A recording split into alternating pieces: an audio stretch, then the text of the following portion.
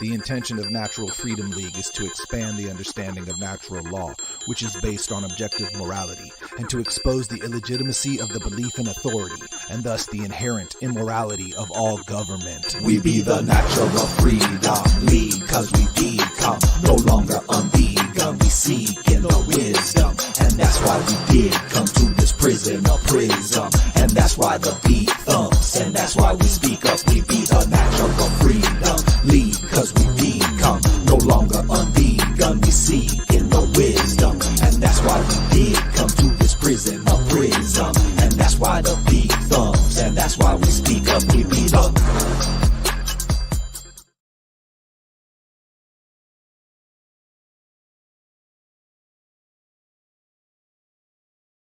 Hello, welcome to Natural Freedom League. You can find us at naturalfreedomleague.com. I am your host, John Rowland, here again with my producer and co-host, Chill Will Keller. What's up, Will? What's up, my brother? Episode 77. I'm glad you said it because I was almost off track on what number we were on. But good, yeah, 77. Good numbers, man. We're climbing to 100 this year for sure. Yeah, definitely. So today we have two special guests to talk about a really important topic. We're going to title this episode Sovereign Wellness. And I'm going to introduce the guests in order of as I met them. I was involved with a group called Holistic Moms Network, I believe. And a few years ago, this is in the midst of the fight in California for health freedom. As it was building up, I got involved in around 2015, and a neighbor of mine invited me to this group, and I met Zelda. Hello, Hi. Zelda. Hello. Hi, Zelda. Hi. And as that fight continued, we had a lot of different people come to that group and speak about health freedom. We had Brandy Vaughn there. We had Christina Hildebrand. A lot of people talking about homeopathy and alternative health solutions, and outside of the mainstream system, as we could see that it was closing in on us, building up to what ultimately became the plandemic. So we were all kind of prepared for that in a way. We could see it coming, see the writing on the wall. And then after the plandemic started, of course, I started going out and started Natural Freedom League and wanted to get people to know about their natural law rights and, realize that there was really no solution through the political system. And that led to this podcast, and it led to us being involved with a lot of different people in the truth community. And that is where we met Elspeth. Hello, Elspeth. Hi, guys. Hey. Yeah, we would see Elspeth in our chats on our podcast once we started doing our podcast, and then also I would see her in some other groups online. She's definitely searching for truth, just like the rest of us, and so it's great to connect with people through the metaverse, as well as through your local community. And we're bringing these two women together today because they both have experience in the healthcare system. And they both have had to make adjustments throughout this plandemic, for lack of a better term. And so before we begin this, let's dive in a little bit. Will, why don't you touch on a little bit about sovereignty and how that relates to natural law? Excellent. Yeah, no, great points. So there's a lot of information on what sovereignty is and even natural law. So it's extremely simple. You are sovereign because you exist in this reality. Reality is objective, meaning that it operates a certain way. So you own yourself, you control its usage, no one's swapping in and out of bodies, right? So this is what sovereignty is. It means that you are the owner of yourself, your vessel that you are using. And no one has a higher claim on your body or the fruits of your labor, which is an extension of your body as well, because you created it. So natural law is a pretty vast topic. Just breaking down the words, natural meaning of or related to creation, and law meaning conditions that are immutable and unchanging. So very different from how we look at society nowadays with just laws, lowercase l, where they are relative and they're man-made. Human beings, just with a pen and a pad can change laws just by location, by vote, right? This is all just relative constructs of human beings. Natural law is the creator, God, source, whatever you want to call it. It's not man-made. These are the laws that can be discovered by human beings through logic and reason. So understanding sovereignty, that we own our other human being can claim, well, they can claim, but it's not valid, that they have a higher claim onto your own persons, onto your body, right? So this is what we see nowadays with government, that you're a government official, you're a politician, you have a badge, you have a costume, whatever it may be, you have a label, then you have a higher claim over someone else. And this is completely false, and it's actually illusory. So to break it down, sovereignty means that you are it comes from Latin, supra, which means that you are the king of oneself, or queen. You are the owner of oneself. This is what self-ownership is. And natural laws, the governing dynamics, laws placed in nature by the creator that we can discover and we can harmonize our thoughts, emotions, and actions with. So you hear a lot of natural law, and a lot of people refer that to like common law, but this is not what natural law truly is. Natural law is discoverable within ourselves and in the external natural world, not the constructs of mind of human beings. So that's really important. Common law, although can have some benefit of understanding, this is still a construct of human beings. So it's all based on language, and it only has validity if human beings understand that and activate on that. Now, there's some portions of common law that, recognize sovereignty, self-ownership, do no harm, self-defense, which is in harmony with nature. Therefore, it's knowable and it aligns perfectly with nature. So without rambling too much, I think that's a good starting point, unless you ladies or John have any questions. No, that sounds good. The one thing, I would want to continue on from that is saying that, clearly the system has been put in place and is using the medical system, the healthcare system, to take away our sovereignty, or at least to attempt to. And so we can get into that as we go on. But I would like to start with Zelda and then Elspeth to talk about your experience, your education, and in the healthcare system, and kind of how you got to where you are now. So we'll start with you, Zelda, and then Elspeth can go next. Okay, thank you.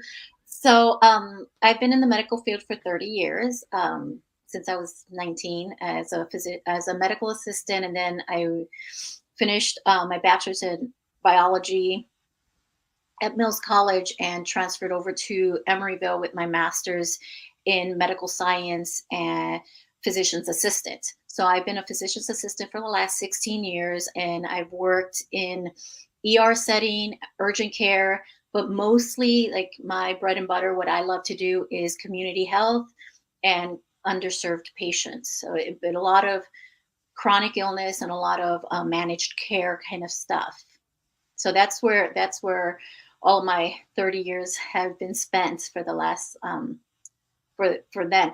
So I was hired. Well, I was dismissed from my job that I worked at for the last 13 years because of my sovereignty stance.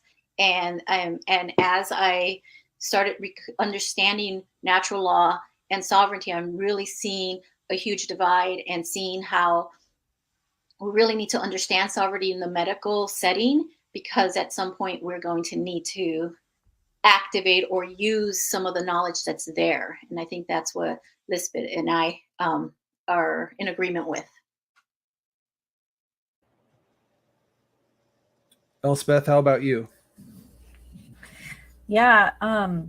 So I have a Bachelor of Science in professional nursing. I graduated from University of Vermont in 2005, and then started my career. I moved out to Denver. I worked in a urban hospital. My primary focus was labor and delivery and postpartum care. I did that exclusively for 5 years in Denver, and then moved back here. I worked at Dartmouth Hitchcock, which is the big hospital around here, on their labor and delivery floor,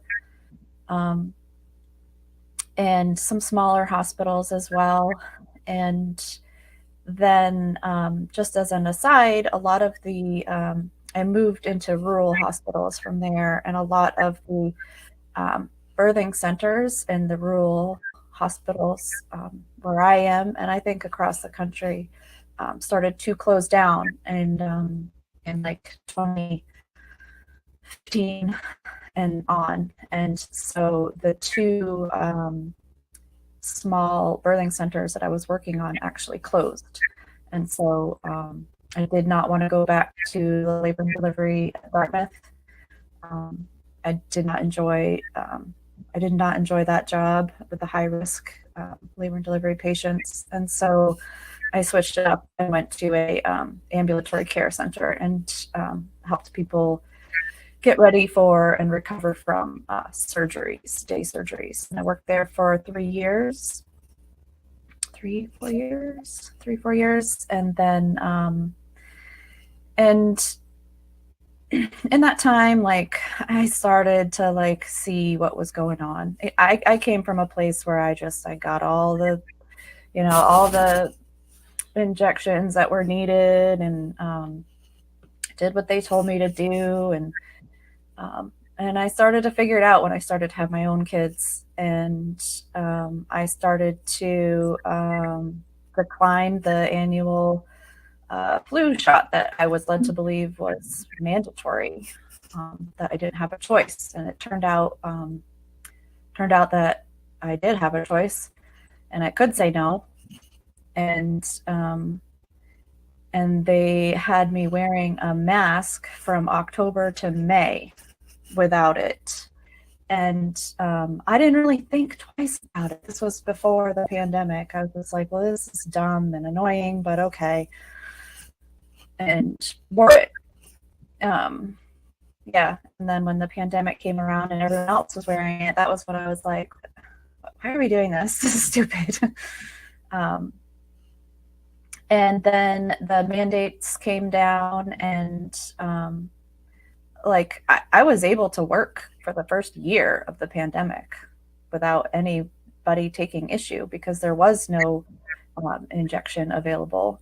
And then once that became available and it became mandated, then all of a sudden I was no longer fit to work. And I was let go, or I was just, you know what, I haven't even been let go. I just am not allowed to go in as a per diem. So yeah, that's interesting. You would have thought prior to this that people would be protected in some way, or that at the very least they would have to fire you and you would have some kind of compensation, but it was another way of letting us know that the system is completely corrupt and is not there to, benefit us really, if we don't follow exactly what they expect of us. It kind of harkens back to the push for socialized healthcare, which obviously with Obama coming into presidency, and I think, being a liberal in California, there would have been a time in my mind where I thought that was a good idea. But in hindsight, you can see how that was the precursor to really establishing this set procedure that everybody has to follow. It's not really practicing medicine for each individual person. It's, if you have this is the code. This is what you have to go get tested for. This is what you have to take, or this is what protocol you have to follow. The way of practicing medicine for each individual patient has really become non-existent. Yeah, and there's similar stories, I had to mask from November 1st through March 31st when I was in a clinic. I did remote work for them, but when I was in clinic and I was per diem as well, I had to mask, and I was the only one in the building with a mask on from 2008 until the pandemic hit. Yeah. And I was fine with it at the time. Sorry, I was fine with it at the Go ahead. time. I was like, okay, I'm gonna play nice. I need this job. I have my son. I'm homeschooling him. I have things that are take priority, and I'm okay doing that until I'm not. Yeah, for sure. I think it's important to state also, going back to sovereignty, right? The Hippocratic Oath, its main like function, and it's been changed many times over the years, right? But it's first do no harm, which is recognizing the inherent sovereignty and natural rights of human beings. Right. So when we when we look at the system, we see that there's a contradiction, and a deliberate contradiction. So they're not even being held to the accountability of what they're claiming to propagate. And this is totally cliche with all government institutions, especially the healthcare system, right? And this is the part of human beings not understanding natural rights, natural law, and sovereignty. The problem with that is if people they're ignorant to the natural world and how things are, i.e. natural rights, then they just go along with stuff, right? And they follow orders, and this creates a snowball. So, if people are coming at, and most of our viewers understand that there is a control system, there are people that are moving society, they're influencing society to a certain destination of full control over, slavery and control. And it's going to get there by little steps. And that always gets there through compliance of other human beings, a more covert method. So you have to, like John says, right? You have to know to say no. And we all have free will. The potential of free will is always there, but free will has to be activated, meaning that each individual has the responsibility to activate that free will and say, no, you're not going to violate me, my natural rights. My natural rights don't come from government. They don't come from a book, from a piece of paper, or your interpretation of reality. They are objective in the natural world. Yeah, I think also the system has set up, since before we were born, really, has set up this idea that with natural law and sovereignty, we need to give permission, and they've set up, like, in the medical system, wherever you go, you need to fill out a consent form, and we do it very fast because we're in a hurry to get into our appointment, or we're in a hurry to leave, and we're giving our permission. And so we're giving our permission when we go to a hospital, when we get blood drawn, when we go into a clinic. We're always giving our permission, and they're written in such a way by the law, lowercase law, like you said. They're written in such a way where they're good and valid for a year or until your next appointment. And so that they're always making sure that they have all of their list of control mechanisms checked off. And I'm not talking the people who actually work in the clinic. It's the global medical giant that has that, So, and we don't know because we don't know. Nobody, until no one explains it to you. You are giving permission all the time. And so with sovereignty comes that we're not going to give permission anymore. What we're going to do is take full responsibility. And there's a lot there to talk about when it comes to the medical system. Well said. Absolutely. The magic word of consent. Yeah, and one of the principles of nursing that I was taught was to support a patient's bodily autonomy, the right to bodily autonomy. It was one of the primary tenets of the principles of nursing.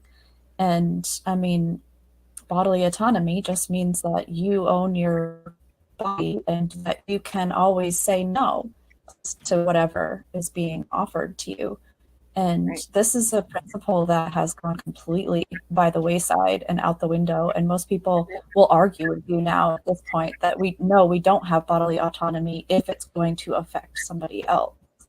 And there's no way to prove that. There's no way to stand on that argument. And that's something that I'm always trying to bring back into the conversation. Like, look, we have bodily autonomy. And that's got to be first and foremost in your mind. You know, if you just leave it there. Yeah, there are no group rights. What is a group? A group is made up of individuals. It always starts with the individual. And it's like, this is how we have a collective. Collective is like a descriptive word of a whole bunch of individuals, right? So it's always about rights for the individual. So you can't get a whole bunch of people together and, 90% of them agree on one thing and the other people do not consent. And if it's a violation of their body, then that's an immoral act. That's a violation of rights. And this is what this whole, at least in America and most of the world, democracy, this is what this is all based on. Mob rules, the majority rules. That's what democracy is. And good points. And also, like, I want to focus on what we can share with everyone out there, because they're patients. Like, that's what we care about, right? We care about their thing. But I want to say something about the healthcare worker. The healthcare worker ends up signing a contract. We get interviewed. We say, okay, I like what your company's doing for this group of people, and I'm willing to give you my time and energy to help support this group of people.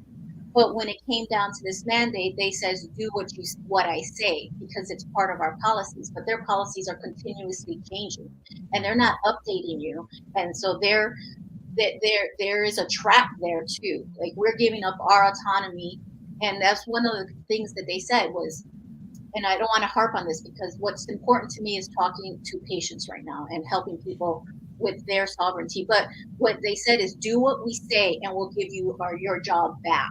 And that's, to me, like, crazy.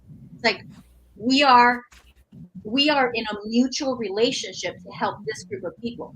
You're not here to lord over me. You're not. So it's like one thing to always think about is, and one thing that made me sad was there's so many brilliant, loving and caring doctors. The nurses are off the hook. They're so caring and loving, and they go into this field because they care, because they really do care, and they're in cages. That's how I see them now. When I see somebody in Western medicine, I see them in a cage. Your brilliance is being controlled by some entity, and it would be so great if they would wake up and say, no, I'm worth more than this. My time is more worth than this. My voice is worth more than this. And I don't like how I'm practicing this medicine with this entity. I want to do it my own way. We went away from having whole, individual practices to going into these big managed care systems that HMOs and pharmaceuticals control. And I just wish that people would really see themselves and value themselves and their sovereignty and their bodily autonomy enough to say, no, I have more to give. Because that's what really the bottom line is. Anyone who's in healthcare, most anyone who's in healthcare, cares and really wants to take care of people. Right.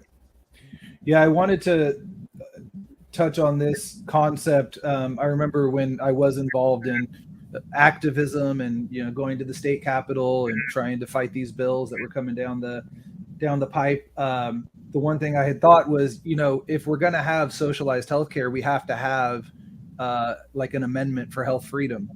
And this was actually an idea put forward by one of the founding fathers, Benjamin Rush. This is his quote: "Unless we put medical freedom into the Constitution, the time will come when medicine will organize into an undercover dictatorship to restrict the art of healing to one class of men and deny equal privileges to others. The Constitution of the Republic should make a special privilege for medical freedoms as well as religious freedoms. So just interesting that, even, people were aware of it back then and they could see it coming. I mean, this is something that's really been going on forever. I mean, the idea, obviously this event 2020 has woken up a lot of people to even understanding sovereignty in any way, but also seeing the way that it plays out, where it's like, oh, well, public health, we have to like make sure that everybody's healthy, this big problem that only government can solve, so you have to give up your sovereignty for the benefit of others. And it doesn't matter if 1% of people are going to get side effects, because it's better for the greater good. This has been going on, I mean, probably since the beginning of time in some form or fashion. I don't know, maybe it started with a good intention, but I think it has been picked up as a tool by the people in power, and they understand that as long as they can keep us in fear of some invisible thing that's going to harm you, then they can control you through that. I want to move into, so now here we are, post-pandemic. You are two intelligent women who stood up for yourselves and protected your bodily autonomy and your sovereignty. And now here you are with this set of skills, and you want to see how you can use this to continue helping people.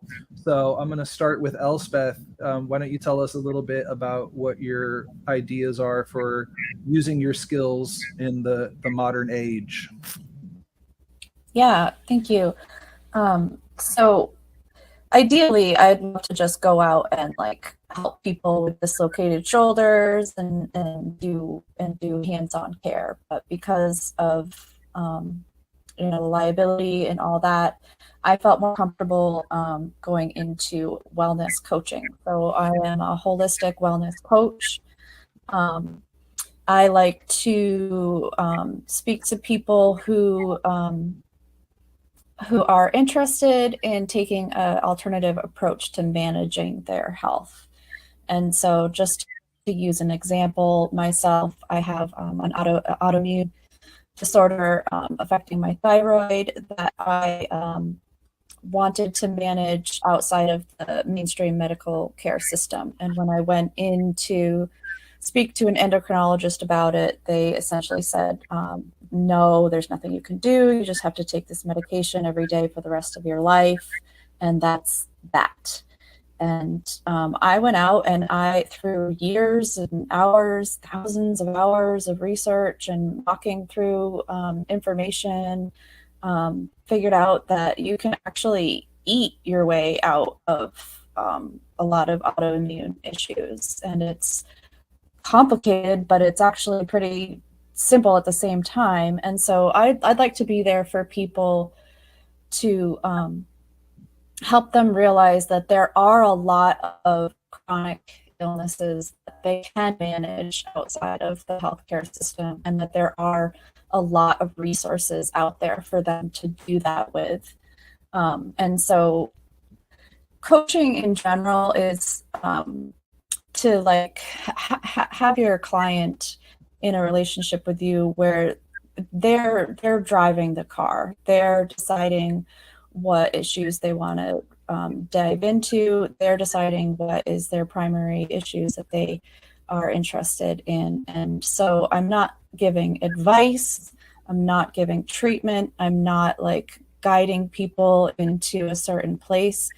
I'm just helping them organize and navigate their own issues, and offering up resources for them to do that with. And so to further my example, the autoimmune paleo protocol is a style of eating that just really helps a lot.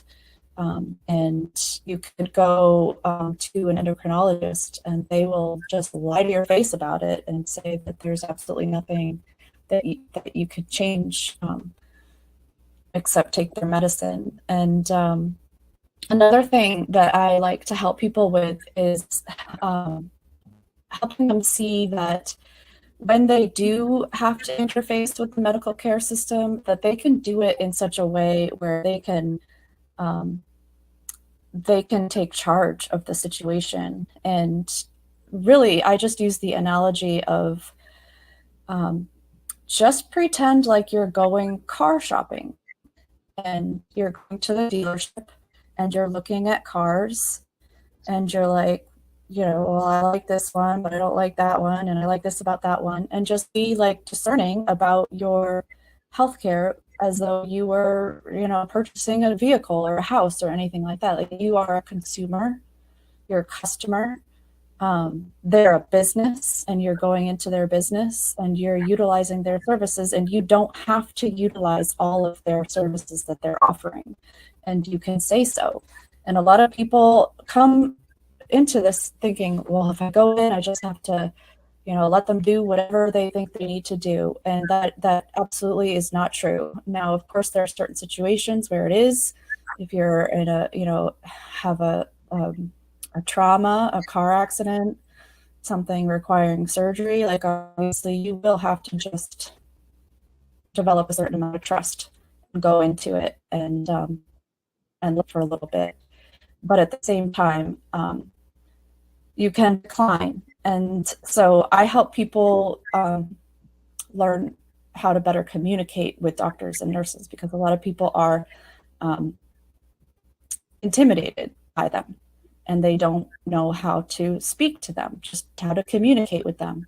And so I like to get into, just being friendly enough, but standing firm. And it's a simple concept that a lot of people, once you introduce it to them, they're like, oh yeah, I can do that. And it can help people out a lot. So that's in a nutshell what I am offering. Okay, and then Zelda, same Yeah. question to you.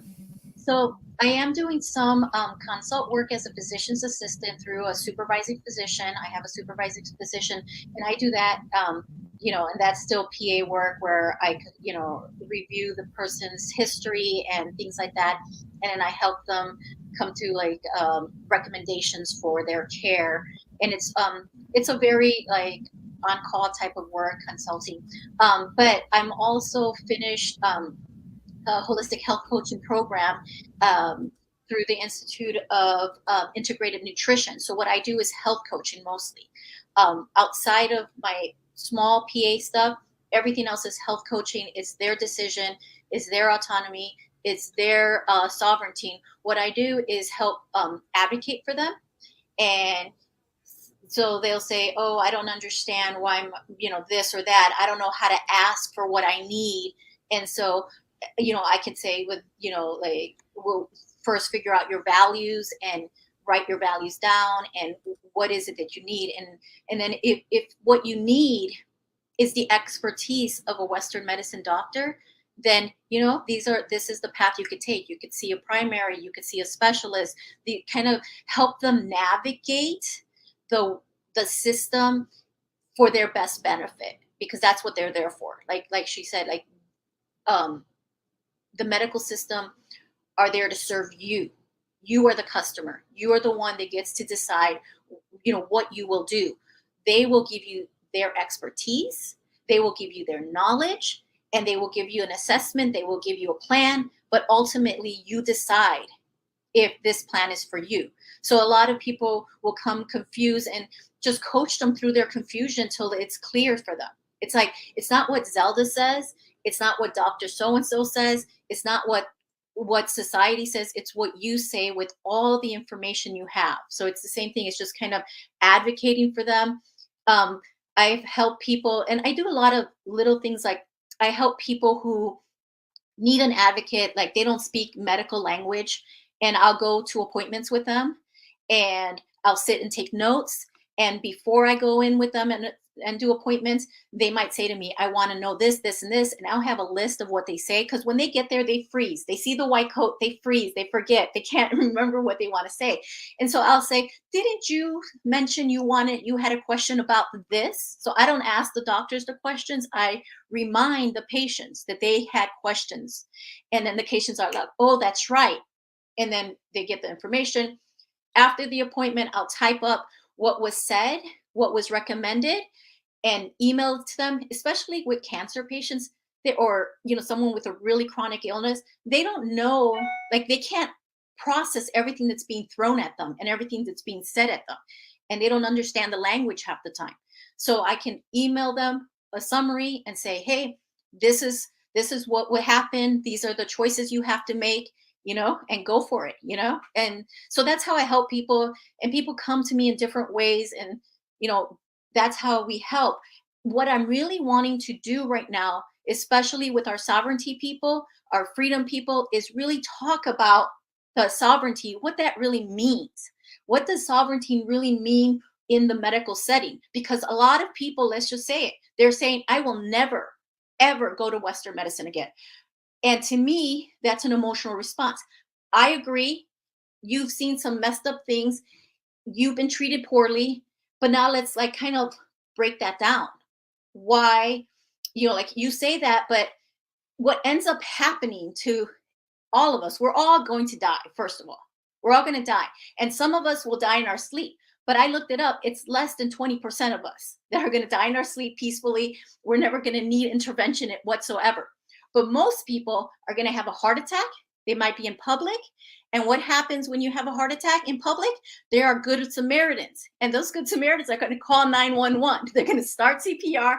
They're going to call 911. And guess what? You're going to be in the hospital that you said you will never enter again in your whole life. So that's where we have to have a plan as sovereign people. And there's a consciousness to sovereignty. There's an energy to sovereignty. And there is a writing of advanced directive to sovereignty. And then at the end, and you have agents when it comes to sovereignty. There has to be a change of mind towards the medical people, because right now it's like, I hate you guys, you're evil. But you have to have a change of mind and say, like say, they work for me. I need to grasp their knowledge. I need to know my values before I go in. I need to have agents that have my plan, and they can speak to me if I'm unconscious. They can speak for me if I'm unconscious. So there's a whole lot of things to take into consideration once you declare yourself, or you reestablish your sovereignty, especially in the medical world. And so that's what I want to help people with. And that's why I'm here. I really want people to know these are the kind of some steps that we need to take in order to get to exactly where we need to be. And then at the end of all of that, once you have your conscious, and awake, and you've made your declaration, and you have your plan, and you have your agents, and once all of that is said and done, then you give it up to your creator, your God, your source, and say, I've done everything I can to plan for this. A lot of people are going to end up in the hospital. And in order to get out of the hospital and get to something like hospice or some kind of palliative care, you need the doctor's signature, 2 doctors' signatures saying, okay, the prognosis for this person is this. We can just, we can discharge them to hospice. What happens is a lot of people are like, oh, if I get stuck in the hospital, I want to get off. I don't want a ventilator, and I want them to discharge me to hospice right away. Well, there's steps that needs to happen. And then there's still people who are going to say, I will never, ever go back to the hospital. And for those people, what we medical people that are helping and advocate, what we want to say is like, okay, if you're never going to go back to a hospital, then you better have that plan too. You better, if something happens to you, know which one of those things is curable with natural things, which one of those things are urgent, that maybe you can visit a urgent care, which is a private entity, and which of those things is a crisis. And if it's a crisis, what are you going to do about it? Do you have morphine on hand to get yourself off of pain? What are you asking your family to do? You asking your family to sit there and watch you writhe in pain for 2 or 3 days before you die? Because death isn't sudden all the time. Death has a slow process sometimes. And you need to be comfortable for your family to be comfortable. Asking your family to watch you suffer is a hard thing to ask. And one of them is going to break down and call 911. Somebody's going to not be able to handle it, because human nature is to help each other. And so there's a lot to think about here. It's like, which are you going to be prepared and face the medical system with your authority, with your sovereignty, and be hella prepared? Or are you still going to exit and say, no, that's fine too, because you're free, but you better be prepared. You better have some good stuff to keep you, block the pain. You better have some good stuff and prepare your family. And I was talking to a hospice nurse and I said, we really need to do talks about what is death and dying? What does it look like? What is the process of death and dying? Because if we know this, we could be prepared for it. But we're so scared. Our Americans, we're so scared. We don't want to hear it. We don't want to see it. But part of sovereignty demands that we do know these things, that we have knowledge, that we have peace with our choices. And so that's what I want to do. That's what I'm working towards. And I'm willing to help anyone that's in the system, on the edge, or completely out of the system, just kind of figure it out, through talking, through coaching. That's me. That's awesome. That's beautiful. Both you ladies, I commend both you for one, activating your sovereignty and standing up for yourself. I mean, that's an incredible self-love and self-respect to do that. And then to come out here and you both are educators, which is what we need, right? There's a lack of knowledge. Their ignorance is just, it's prominent in all types of aspects, but especially in healthcare. And like you were saying, Zelda, right? The primal fear is death. And this is where people go in to the hospital and they see the white coat and, that belief of authority where this person's going to save me. It's just an abdication of responsibility. So it always starts with knowledge. And I love what both of you are doing. That's excellent. Yeah. A lot of people are coming in and calling me like on the urgent. The person's already in the hospital. There's nothing set in place. And there's very little I can do for them except for give them my energetic force, like just surround them with this, God-given core energy that says, you guys are going to get through this, Yeah. But if you come to me before that, if we can get, like, if you come to either one of us or to many, there's many, I have a whole group of people that are wanting to do this. If you come to us in advance, get it ready, have those hard conversations that we don't want to do. You will feel so much better when the shit hits the fan. For sure. I mean, I would say, 85, 90% of health is preventative knowledge and care, right? Like you need to know this type of information, this is natural law. How do you take care of yourself and operate in reality, in the natural world? I'm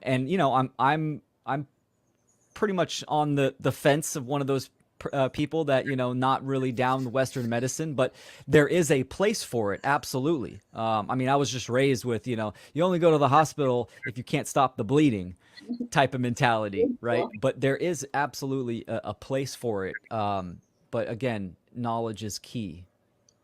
Yeah. And a lot of people who have exited the system have said there is no place for it. And Sure. That's not true. And also Western medicine has taken up all of the platform. And it really should be the very last part of our platform. It should be homeopathy and essential oils, energy work, massages, acupuncture. There's so much more you can do before you get to the place where you need this. And when you need this, man, we're blessed to have high technology and extremely intelligent people in this field, but for them to take up the whole arena, it's over. That's not realistic anymore. Plus, I think it's important to understand like what Western medicine is versus corporate healthcare, right? It's like Western allopathic medicine, it's like a style of medicine and care, and then you have corporate healthcare, right, which is the human beings and the corporations that are using Western medicine a certain way, and that is to just promote business, make money, keep people sick, propagate pharmaceuticals, all this kind of stuff. So, which is, using Western medicine in a very crude and negative way, to a certain extent. Yeah, and like Elspeth said earlier, it's like things can be taken care of. Like we've become managed care. We're just keeping patients in the Western medicine. Where there's solutions, right? There's solutions that for wellness and for healing through food and things like that. And so those are the things that we should look at first. I'd like to get a little bit deeper into, what advice you would give somebody in terms of an advanced directive, or what type of information should be in something like that, in a document like that. How do you, save that document and make sure that it comes with you if in the event of an injury or an emergency. So I'll give you that question, Elspeth, and then I'll pass that to Zelda. Sure. I bet Zelda knows more about this than me, but I do know that it is different on a state-to-state basis, and you need to get your advanced directive form through your state health department. And once you have it completed, and in it you will allocate like who you want to make your decisions for you in the event that you can't make decisions, and the specifics of those decisions as well. And once you have that completed, it does need to be given back to the state, and then it is placed into a state database, and it can be accessed universally once it is registered through the state. And so you don't have to have a physical copy on you, although it is recommended that you do have a physical copy that you can easily grab in the event that you do need to go to the hospital. But I'm going to let Zelda get into that because I bet she knows more about it than I do. I'm just learning about it. I took a class just recently this past month on it, and there's a lady here in the Bay Area who is doing continuous classes on advanced directives. And she's a therapist by training, but she's kind of like in the same boat as us. And the advanced directives she had us fill out was a mental health and a physical health advanced directive. And the reason for that is because a doctor can diagnose you as incapacitated.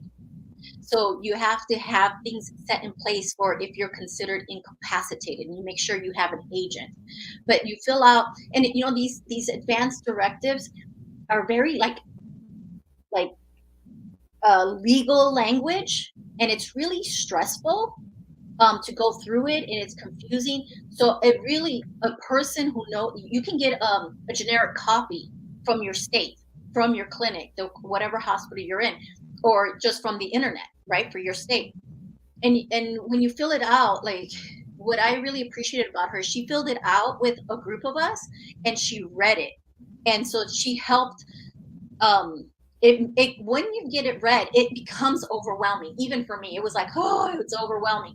And the plan was for us to all have our directives signed, but it didn't happen. Only one person had their directives signed. It needs to be notarized or signed by 2 witnesses, and in California at least.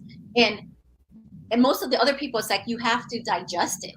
But it does take hand-holding. I really feel like even for me, I already have those filled out for the last 5 years, but I'm reviewing them and really considering, like, oh, maybe I need to change my agent because my agent and I don't agree on like certain things, And so now I need to break up with that agent and have another person speak for me in case I'm, not able to speak for myself.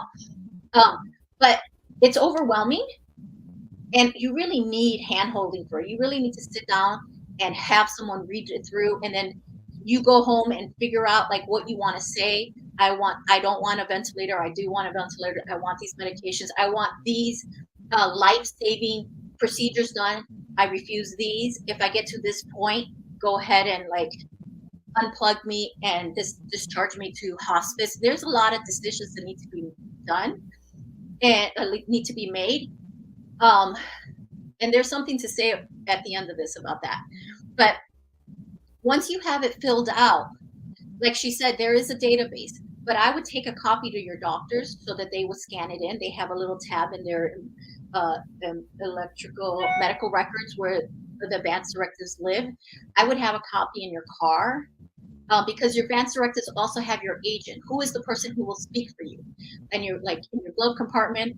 I would have in the advance directive that we filled out. It says, there are copies in these places, and you can fill it out on this bookshelf in my office. On da da da da, you know. And I personally think also that once your agent is activated, your agent knows, bring a copy and put it next to the bed. You know, wherever you are in the hospital, put it next to the bed, because everyone that's there is responsible. Everyone who's giving you care is responsible to have read it. And if they don't, then that is wrong. It's a malpractice, you know, liability for them. So, so have it as many places you want. They say have one agent, but I would have two backups, because if it's too hard for that agent, realizes I can't do this, it's too emotional for me, then you have someone who has, you know, more confrontational personality, stronger backbone, who knows, whatever you need. And then the other thing I would add to that is that your agent can do an advance directive. If your agent is so overwhelmed with decision making, they can fill out an advance directive, an affidavit, and add advocates so that they can have a team of people discussing what we're going to choose and who's going to be the key speaker, and you know, what are the decisions we need to make together if they feel they need that. So, and then the other thing I want to say is you really have to think about it, because I've had conversations with people who have said, you know, I want as little intervention as possible, but I have a case right now of a person who went into like renal failure and was ventilated, and it's things that never wanted, but he's on the other side now, and he's happy to be alive. Where before he was in the hospital, he was hours from dying. And now he's on the other side and he's happy to be alive. So this is really a soul searching, decisions that you need to make. And also, once you've made those decisions, you can change them. But also, once you've had the solid decision making, you're responsible for that information. And you have to say, I'm okay with that, you know? I made that decision. I feel okay with that decision. The outcome might have not come as I wanted to. I might have a disability, or you might lose your life, right? But I'm okay with it because I stood in my sovereignty. That's the power of sovereignty. So those are like things to think about. Just to make people feel better, because if everyone's like, oh my gosh, I need this, why don't I have this? In my 17 years of nursing, and we had to ask every single patient that we came into contact with if they had an advance directive, I could probably count on my hands how many patients actually had an advance directive. So it's actually quite rare that people have this. And when they do, they often know a lot more about themselves in general, and you can tell that they've actually put thought into it ahead of time, whereas most people are not sovereign and they won't do this. And I can see why a lot of people don't have it. It is a daunting task. Yeah. And like what she said, it is a daunting task. And like for me, I know zero people who've ever had it, and I've been in the medical field for 30 years. And for the lady who did the classes, she's offered these classes for many, many years. And she says she's only had one pre-pandemic and one since pandemic. And so like it is an uphill chore that we need to do. But if we are serious about our sovereignty, if we are serious about being responsible, it has to be done. It's one of those things that it's hard to do. It's one of those things, it's better to procrastinate one of those things, but it has to be done. And you would feel better. It doesn't have to be done, right? You can choose. But at the end of the day, you will feel better. You will feel more empowered. And if you come into a situation, into the hospital stuff, feeling empowered, I believe you will heal sooner. I believe you will heal faster. I believe that you will have more peace. you know? Yeah, this, hearkening back to what Will was talking about at the beginning, the difference between common law and natural law. It's like natural law is the understanding that you have these rights and they're inherent, but then you have the system that's in the way and you have to deal with that at some point. I mean, you can sit, claim your natural law rights all you want and like talk about it, but like once you get entrapped by the system, you have to deal with it. So in my case, when my son was born in 2017, and I had Zelda on the phone and Suzanne on the phone. I had a binder full of information, and and when you have to do it, then you're doing it, right? But it's like, a lot of us, we right now, I don't have an advance directive for my own health or for my kids in the event something happens. So it's interesting that once you get into that process, even though it's paperwork, it is somewhat a spiritual experience to like put in that effort, struggle through understanding what it is you're saying, understand how to use your language, how to claim your sovereignty, how to say what you want, how to negotiate. It's really like taking care of your business, and we've put that off for most of our lives in almost all areas. And this is probably the most important area where that needs to happen. So I think what both of you are doing is really trailblazing, honestly. Like, you guys are doing something that's really going to be a need for people, and people may not understand it yet that they are going to have that need, but they should be made aware of it. And hopefully that this interview will support that idea. Yeah, that's a great point, John. Just the power of language and words communicating to fellow human beings about like an advance directive, how you're expressing your sovereignty your way in the realm of health. So it's definitely important that we get educated in that realm. It's something that I'm very much interested in.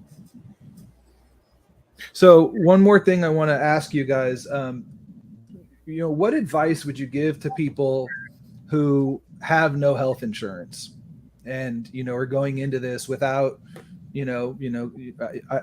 I'm one of those people. A few years ago, I was like, I don't want to pay for health insurance. My thought was, I kind of realized through my younger years of not having health insurance at certain points that, like, when I got sick and I didn't have to go to the hospital, but I went to the county hospital, I didn't have insurance. They basically billed me, and then they said, oh, if you want to sign up for state insurance, you can pay this, and then you could pay a lesser price, or you could pay the whole price outright. And so I kind of realized, well, I don't really have to have health insurance, although in California, they do try to tax you on it now because of Obamacare. California reinstated the fine, but I've also stopped paying taxes, so I just ignore that. But that may come to catch up to me someday, whatever. If you're listening out there, screw you, but That's I just, what I tell them. But just what advice would you give to people who don't have health insurance? And I'll give that question to you first, Elspeth, and then to you, Zelda. So a lot of hospitals will work with you, and you can tell them, that you can tell them, I cannot pay this full bill. What can you do for me? And they'll work with you, and they'll reduce the amount, and they'll do payment plans, and they'll pretty much do whatever it takes to get some money from you. Other than that, there are things like Care Credit, which is a Care Credit is a credit card that can be used for healthcare and for veterinary care as well. I had to use it for my dog, and that's a credit card that it wouldn't probably cover a really huge hospital bill, but if it was like a sort of a smaller, just a ER visit or something like that, you could definitely use it for that. And they'll usually do like interest-free payments for 6 to 18 months or whatever, and so you can get that paid off in small chunks that way. And then just as a final resort, I would like to throw out there that if you don't pay your hospital bill, no one is going to come knocking on your door and arrest you yet. So if you're not concerned about your credit score, you can just not pay it. And I know a lot of people are going to get their hackles up hearing me say something like that, but it's the truth. So Great point. They'll give it to collections and you can ignore collections. And then in 7 years it goes away. So that's what I have to say about that. Yeah. I think they're all good ideas. Yeah. I think my approach is get yourself some health care. I know people don't want to hear this either, but I would say my approach is get yourself some health care for emergencies and hospitals. So, and I wouldn't get the HMOs and all of those fees. I would go with a medical co-op or co-share, like the Liberty, and there's a lot of Christian and Amish type health cares, and you pay so much less. For example, my HMO with a PPO, because my insurance that's a PPO and not an HMO with a high deductible for my family of 3 is $800, which is insane. $800 per month. But if you go with a co-share, I know. Damn. Yeah. But if you go with a co-share, it's about $300 a month. So if you're already pulling out $800 from your monthly monies, then I would take the other $500 and put it into an account of the for like she said, like credit care, and or having an account. So the co-shares or these co-op type health insurances, they have really high deductibles too. But I would only use that for hospitalizations, urgent cares, and ERs. I would, like, if I could do everything the way I wanted to do it, I would move my insurance from Blue Shield to one of these co-shares, and then take the other $500 and stash it for other appointments. And I would get to choose whoever I wanted. My son has an osteopath doctor that he sees, in any energy work and any acupuncture and stuff like that. I would have that stashed for everyday use, kind of like, throughout the year. And also if I needed a medical doctor, then I would go in saying, I would end up taking away my deductible, but it would end up being paid cash, basically. So you would pay cash for any like doctor appointments in the medical Western world, but it'll knock down your deductible for that year. And if there's an emergency that year, you'll pay less later on. So I think that that's the wise, especially with people who have family, is to have some sort of a strategy there that helps, like a co-op. I like this credit, this care credit, and then stash cash for everyday use. For there's something here, I don't know what it is. I'd like to get a second opinion or anything alternative. Like the HMOs, they don't cover hardly any alternative stuff, and we're paying out of pocket anyway because I do everything alternative for my family. We never go to the doctors. So that's what I would say. I would say get an insurance, cover yourselves, and then if you get to the end of it, like she said, let it go to collections. Pay the minimal, ask for assistance. If you go to an ER now though, and you do not have insurance, in California at least, there is emergency Medi-Cal. So emergency Medi-Cal will cover, like they will sign, the social worker will fill out the forms with you in the ER, and it will retro pay for and cover you. And at that point, after you get your emergency health, they will also ask you to sign up to Medi-Cal, and it's going to be based on your income. Some people with a large family who have almost no income, it's $1 a month. So it is reasonable. It's there for you when you need it, if you need it. But if you make more money, they will gouge you. insurance companies just like gouge you. So it would be more prudent to do a co-share health insurance system. Or a health savings account is another thing. That's what I would do with it. Like if I could do things my way, the $800, $300 would go for this co-share insurance, and the other $500 I would put in a health savings account, and there it will sit until I need it. How does the co-share insurance work? So I don't have details on it because right now we're not using it. But there's a lot of different ones, and they have a price per family, and then you pay that monthly. And then when you have to go to the doctors, I know people who their kids have broken an elbow, and it's tedious, just like any paperwork. It's tedious filling it out, getting it paid out. Working with like money, medical bureaucracy is a pain in the ass, but as long as your deductibles met, just like a regular insurance, then they will cover the rest. Yeah. I wanted to tell a quick story about when my son was born. So we declined. They went through a list of procedures that they were offering us, and we just declined them. And the nurse didn't say anything. She left the room, and I was like, "Oh, that was easy." And then about a half hour later, these two doctors came in.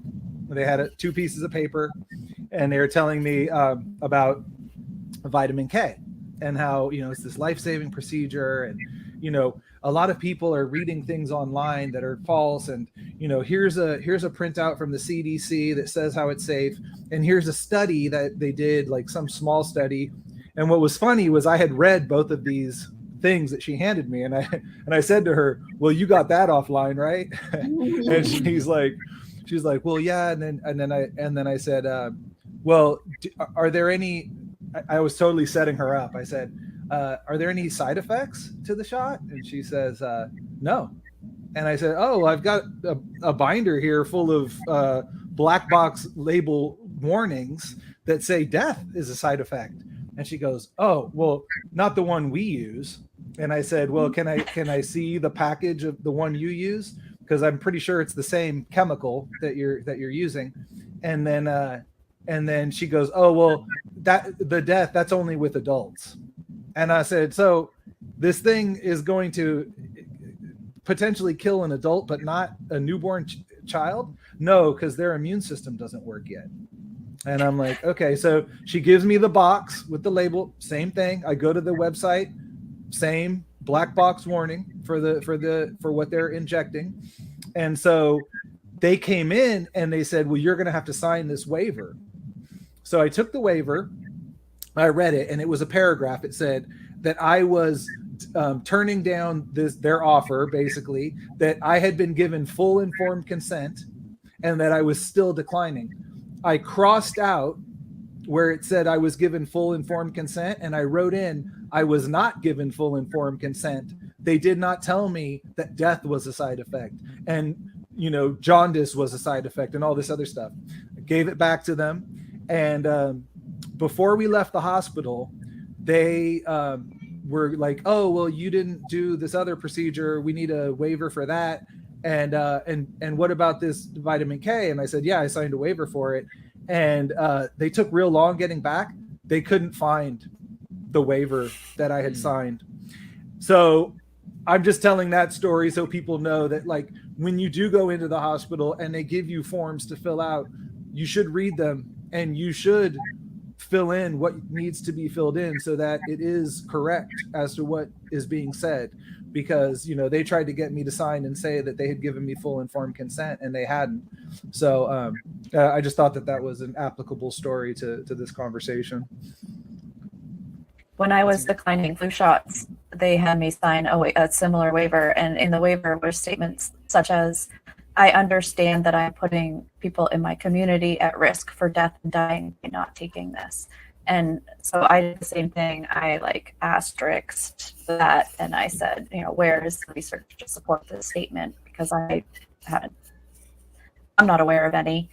And so, yeah, my waiver was all marked up as well. And then the last year that I was there, I just straight up said, I'm not signing it. And Yeah. that was that. Good for you.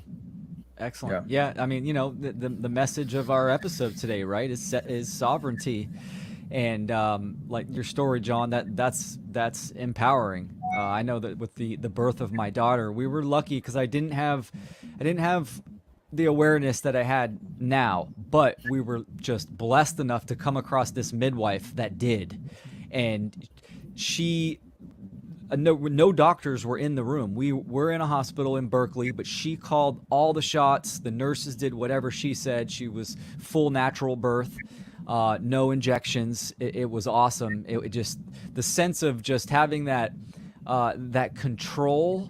I think a lot, especially with birth, right? A lot of women and men are scared when they go in there, and kind of at the whim of nurses and doctors and stuff. But we were really able to embrace that experience as our own, thanks to this midwife, and it was empowering. The midwife told me things like, "Don't let the child out of your sight," decline vaccinations. If she wasn't in the room, not one doctor came in the room when she was either there or out of the room as well. So she definitely had her foot down, and was worked out in our favor. And then learning a lot of this type of information later on, we were definitely blessed in that aspect. But the power of taking responsibility and accountability for yourself.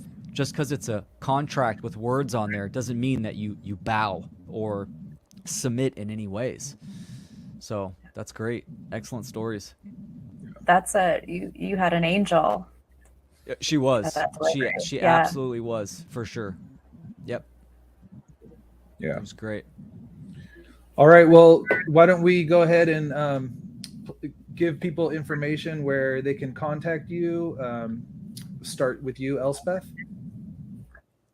Sure. And I just wanted to add real quick, because you guys shared birth stories, and I have 14 years experience working in the hospital of labor and delivery. That is one of my specialties. And so I do hope that I can have clients that are expecting, whether they want to deliver in hospitals, all the way to the free birthers who want to have unattended deliveries. I'd love to be a resource for any and all of those parents to be, because yes, that is one of those unique situations in which it is easy to feel as though you've lost your autonomy. So I have a website. It is Prima Materia Coaching. It's a Square site, so I believe you guys will link it for me. Prima-materia-coaching.square.site, and that's where I'm at. Cool. Excellent. And you, Zelda? So right now, what I'm doing is a lot of word of mouth. And so people contact me because other people contact me, and so I just have my email. Plain and simple, zeehive@yahoo.com. And if you need my support, I'm here for you. That's what I do. That's my life's mission, to help people in the medical world. Right. And if anyone wasn't clear, Zelda is in the Bay Area, California, San Francisco Bay Area, and Elspeth is in Vermont, so the Northeast. We got the whole country covered. That's why I love doing these type of episodes, because it is all about knowledge, right? Knowledge is potential empowerment. So viewers, contact these beautiful women that are. I mean, you ladies are doing great stuff. This is really important. We're talking about health, and adding these connections to people's lives just to gain knowledge and resources and services and stuff. I mean, it's really impactful, especially in this day and age, what we're going through now. So I thank both of you ladies. Appreciate it. No problem. Thank you. Yep. Thank you, guys. And thank you, Will. All right, brother. Right on. All right. And we'll see you guys on the next episode. Peace.